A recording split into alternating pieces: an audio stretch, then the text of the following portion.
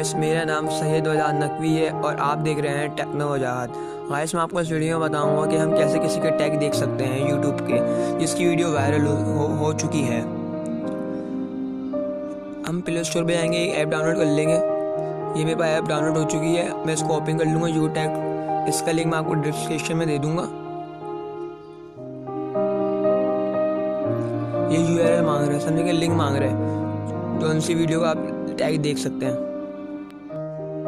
मैं YouTube पे गया, कोई वीडियो का लिंक कॉपी कर लूँगा।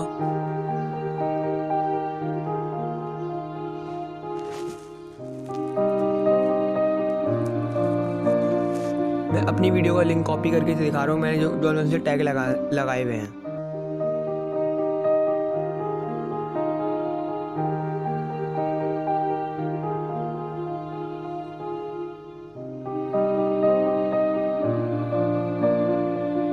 ये मैंने लिंक कॉपी कर चुका हूँ।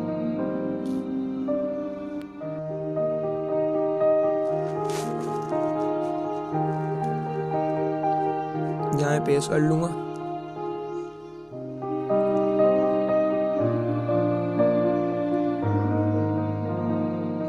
ये देख सकते हैं मैंने कौन कौन से टैग लगाए हुए हैं।